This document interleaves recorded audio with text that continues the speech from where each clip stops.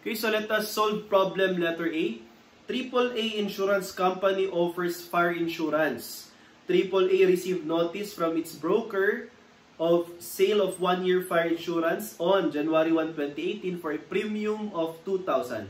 The commission of the broker is at 10%. So a while ago, we have discussed that there are two parties involved in an insurance contract. We have the insured and the insurer. However, the insurer has brokers or agents that will of course sell the said insurance contract to the insured. So as agents, they will earn commission. As insurer, you have to incur commission expense. Okay? So this is a transaction between the insurer and the agent. Okay? Now, question number 1, how much is the amount due from policyholder, agent, or broker? Our answer here, class, is letter B, 1,800. So, to illustrate the journal entry, we have here debit insurance, okay, receivable, amounting to net of commission expense. Okay? So you have commission expense, which is 10% of 2,000, that's 200. Okay? Then the insurer, so this is in the book of the insurer, okay, has to recognize gross premium revenue. So you have here revenue. So the revenue earned is 2,000.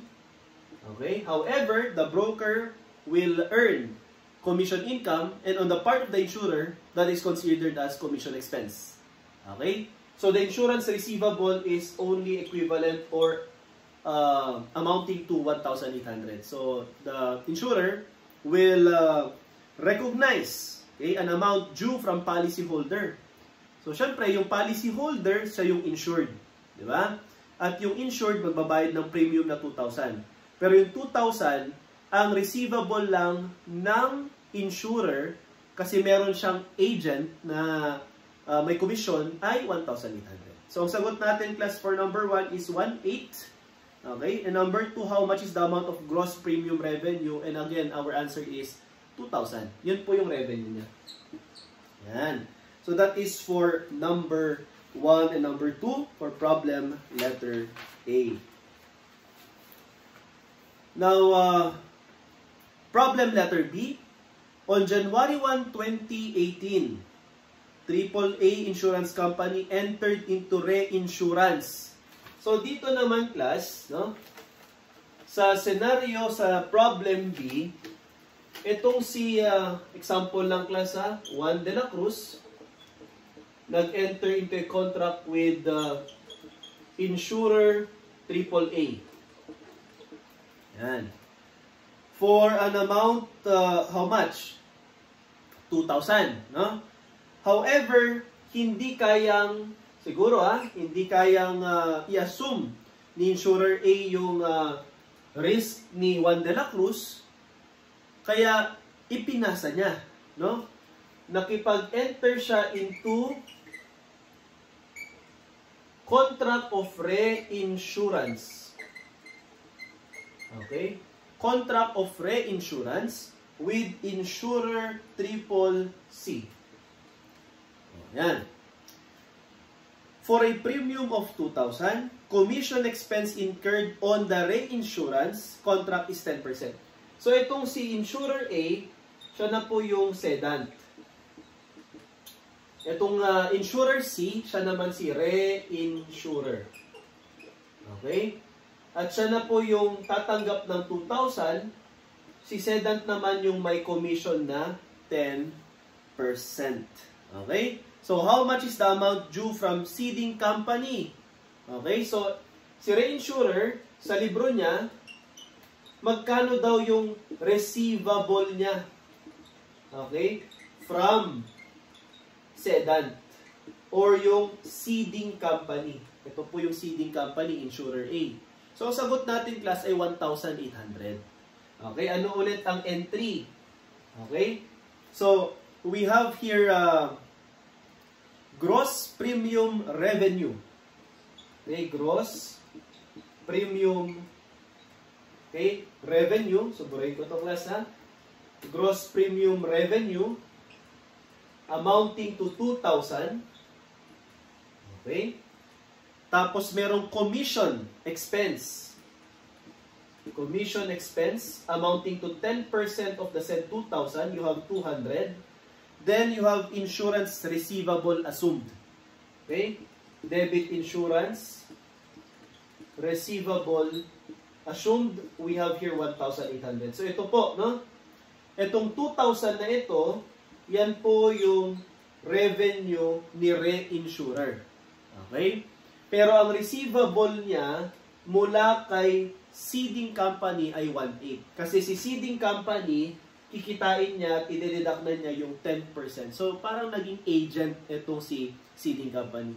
So, kung 100%, kagaya nito, 100% na nilipat niya, okay, yung ibinabayad na 2,000 ni Juan de la Cruz, napupunta ngayon kay Insurer Triple C. At ang kinikita ngayon ni Insurer Triple A ay merely commission. Okay? So dito, number 1, how much is the amount due from the seeding company? So ito po, no, yung amount due from the seeding company is the receivable ni reinsurer. So this is equivalent to 1,800. So letter B, how much is the amount of commission income recognized by the cedant? At ang income po niya ay 200. So you have here letter A. Okay? So yan po ang ating entry. Okay? At sagot dito sa problem letter B. Okay? Ito, okay, this is in the book of the reinsurer. Okay? So book po ito ni reinsurer. Ngayon, how about ang entry naman, no, before we proceed to problem letter C, how about in the book of the seeding company? Ano naman ang entry? Okay? Siyempre, si seeding company, siya ang magde-deliver, okay, mag-re-remit, no, ng tinatawag natin na premium kay reinsurer. So, meron siyang credit due to reinsurer or simply insurer amounting to 1/8. So, hindi sa kanya yan. Okay? Tapos, i-recognize na yung commission income niya na 200. So, meron kang 2,000 dito. Okay? Ano yung 2,000 na yan? Yan naman ay manggagaling kay Juan de la Cruz. So, meron tayong premium ceded to reinsurer, okay, amounting to 2,000. Okay? So, ito yung entry naman in the book of the cedant or seeding company, Insurer Triple A. Again, our answer for problem B, number 1 is letter B, 1/8, and number 2, letter A, 200. Okay? So that is for problem letter B. Now for problem letter C, ito naman class, no, hindi po buo, no? Yung na-transfer or na-seed, okay, sa reinsurer. Okay? So, let us read. In April 2018, AAA Insurance Company writes fire insurance policies for a total premium of 72,000. During the same period, total premium of 24,000 were ceded to reinsurers.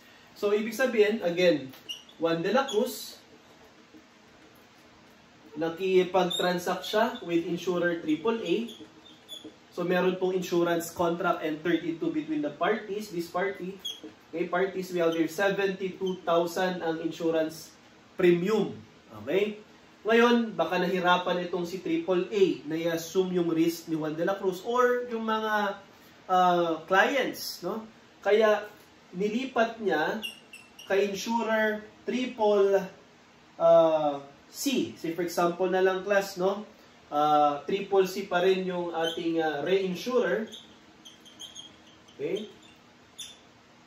So, nilipat niya yung 24,000. Yan. So, out of 72, 24 ang nire-insure niya. So, ang natitira ngayon sa kanya ay yung balance na 48. Okay? So, ganyan po yung kwento nito, no? So, dito, 48,000 ay natira kay AAA. Okay? 24,000 ay nasa reinsurance. Okay? So, ngayon, magkano ang recognized revenue? Yan. Nino, recognized revenue ni CCC, recognized revenue ni AAA. So, kung ang tinatanong ay revenue ni AAA, dito ka sa 48,000 mag-multiply ng 24th method. Kung revenue ni CCC or reinsurer, dito ka naman sa 24,000 mag-multiply ng 24th method. Okay? So, dito class, April po, no? April 2018. So, kung April class, 4, 2018, up to December 2018, bilangin natin kung ilang months ang tumakbo. April, May, June, July, August, September, October, November, December. So, 8 months. Diba? So, pwede namang 12 minus 4. This is equivalent to 8. Then, multiply this 8 by 2. So, meron po tayong 16. Diba? 16. Plus 1. Bakit may plus 1? Kasi half month or at the middle ang presumption. Okay? So, 0.5 times 2, that's 1. Kaya, 17 months ang tumakbo during the year 2018 at yan po yung pwede mong i-recognize na revenue. Ibig sabihin, 48,000 times 17 over 24, 24,000 times 17 over 24, ito po ang recognized earned revenue on the part of the insurer, on the part of the original insurer, AAA. So for question number 1, shortcut na lang po ito, without going through the process of journalizing. No? How much is the net premium earned by the cedant for the year ended December 31, 2018? So ito po yung cedant natin, no? Si AAA. Okay? So 48,000 times 17 over 24, this is 34,000. Ito po yung earned, no? Earned premium. So, ibig sabihin, class, na-earn mo yung premium kapag ka naglalapse yung period. Diba? So, sa 1 year, pag walang nangyari, buong binigay sa yung premium ay earned mo na yan. Diba? Ngayon, dito naman sa reinsurance, 17 over 24, okay, times 24,000, we have here 17,000. Ito naman po ang earned premium. Okay? Earned premium on the part of the reinsurer. Sir, kung 34 ang earned, 48 ang dapat ma-earn, meron pong balance na 14. O, unearned na po yun. Diba? 24 ang dapat ma-earn naman ni reinsurance, or rather reinsurer, in the reinsurance contract, pero ang na-earn niya sa 2018 is only 17,000. So, yung remaining na 7,000 na unearned ay sa next year po niya i-recognize, 2019. Okay? So, liability-wise, yung 7,000. Okay? Kapag ka-earned naman, yung 17,000. Okay? So, for question number 3, how much is the balance of insurance contract liability as of December 31, 2018. So dito class, no, ang liability natin, okay, is equivalent to how much? We have here 48, okay, minus 34, 14,000. Okay? 48 minus 34, 14,000. Or, ganito class ha, pwede pong ganito. Siyempre, na-earn mo na yung 17. So, ang unearned, so this is the earned portion. Okay? Ang unearned portion natin ay 7 over 24. Okay? 7 over 24. So, dito, pwede kong palitan po ito, 7 over 24. And we have here 14,000. So, this is now your unearned portion. So, sa 2019 mo pa lang siya ma-earn. So, this is now your unearned portion in 2018. Okay? Kasi pang 2019 pa yan. 14,000. Ito na po yung sagot. And shortcut ulit, mga kapatid. No? Okay? Ngayon, pwede po na ganito ang gawin naman natin. Iburay ko to, ha? Dito sa original na 72,000, okay, i-multiply mo to ng 7 over 24, we have here 21,000.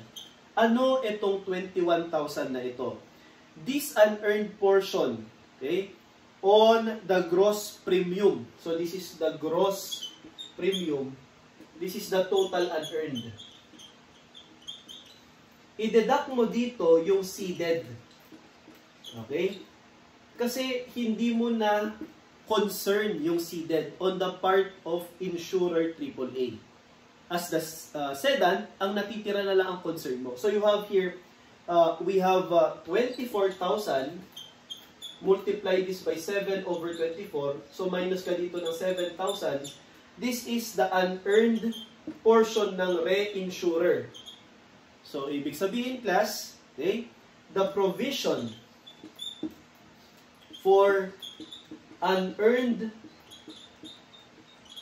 premium, okay, this is unearned premium on December 31, 2018, okay, 2018 is equivalent to 14,000.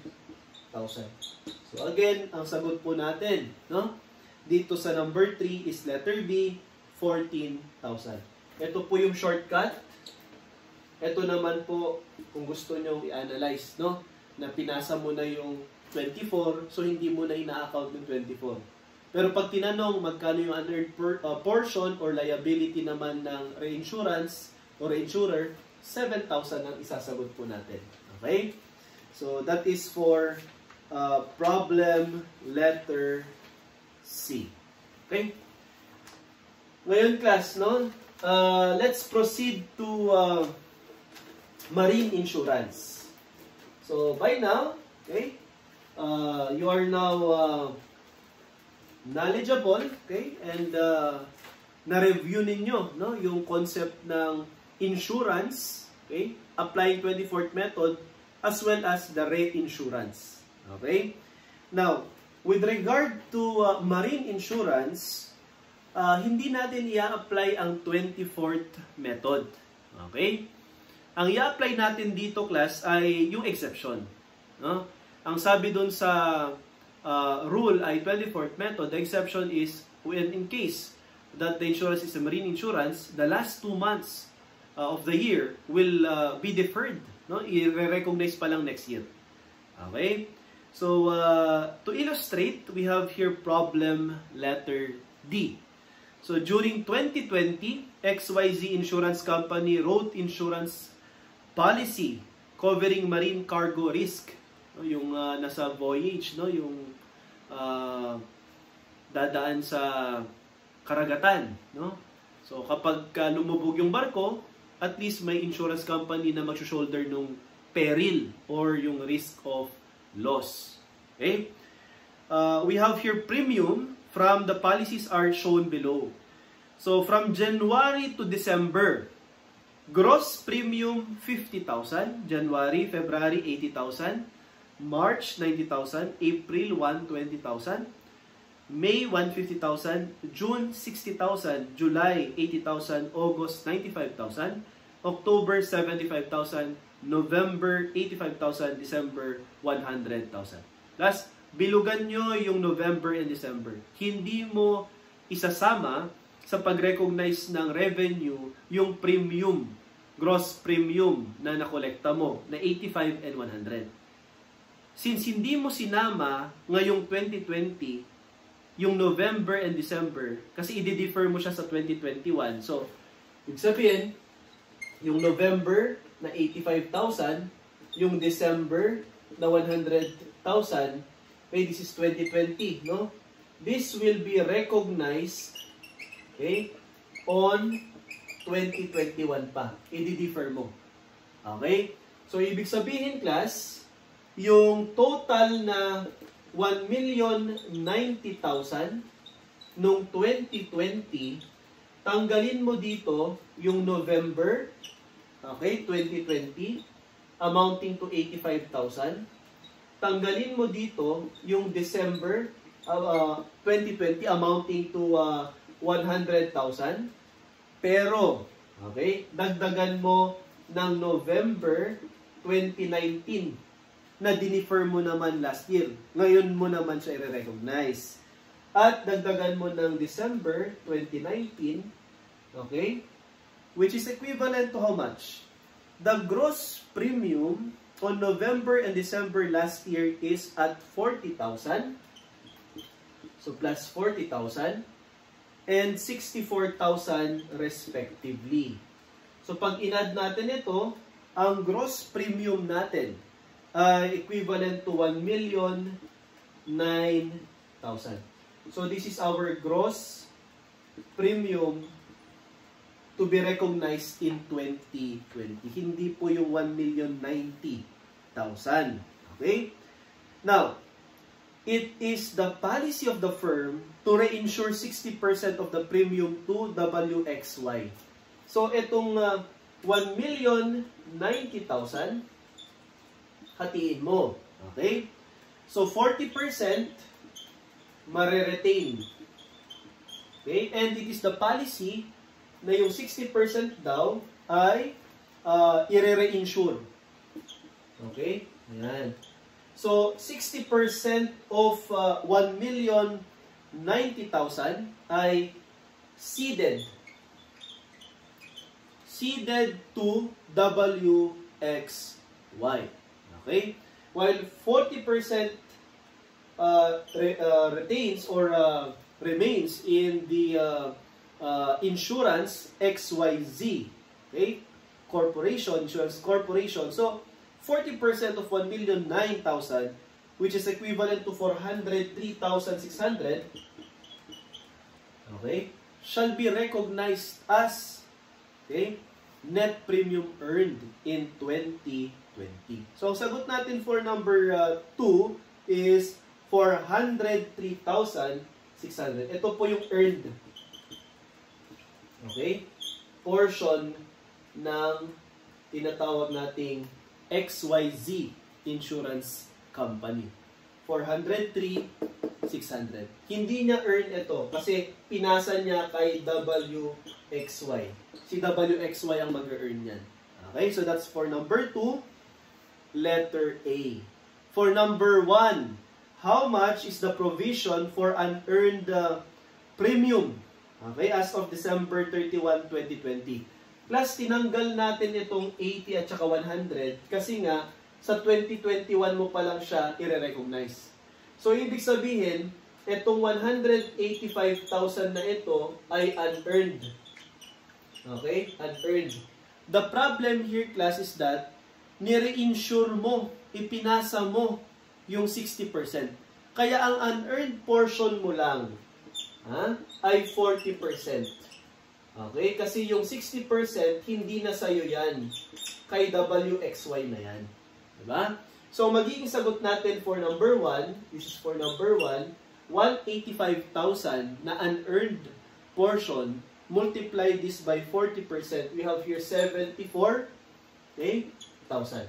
So, ito po ang sagot natin, 74,000 for number 1. Okay? And for number 2, ito naman po, no? Okay? 403,600. Okay, so ganyan po. And in insurance again, this is a contract wherein one party, known as the insurer, assumes the risk of another party, known as the insured. With this, we end our discussion with regard to insurance contract.